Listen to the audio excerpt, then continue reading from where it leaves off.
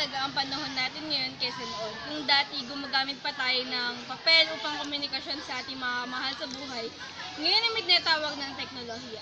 Ngunit ano nga bang teknolohiya? Ang teknolohiya ay isang makabagong bagay kung saan mas napapadali nito ang pag-aaral ng mga estudyante at ang trabaho ng mga employee sa isang kumpanya.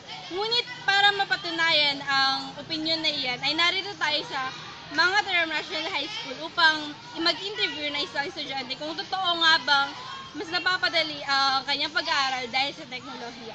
So narito si Martin Bautista. So Martin, may mga katanungan lamang ako sa iyo. Una ay, bilang isang estudyante, ano ang naitutulong sa iyo ng teknolohiya? Bilang estudyante, marami ang benefits nito sa akin. Isa na lang dito yung sa pag-aaral ko na kung sakali mang nagbibigay ng isang proyekto ang guro namin, mabilis kong nagagawa dahil sa teknolohiya. Isang click mo lang kasi sa computer or sa internet, lalabas na kagad yung impormasyon gusto mong makuha.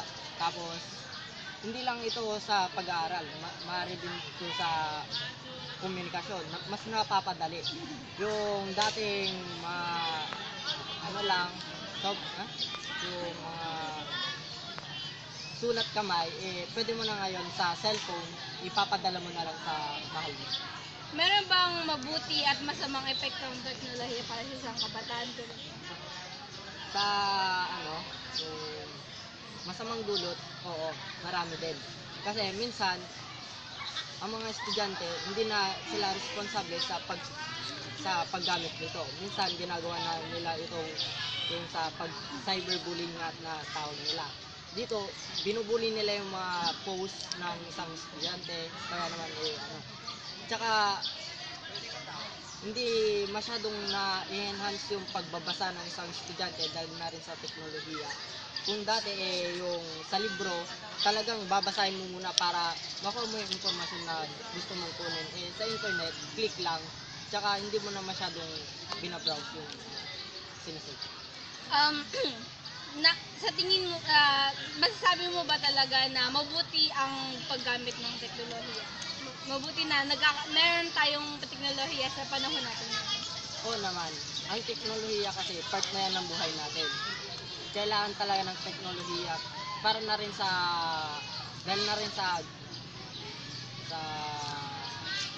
dahil tayo nasa 21st generation na.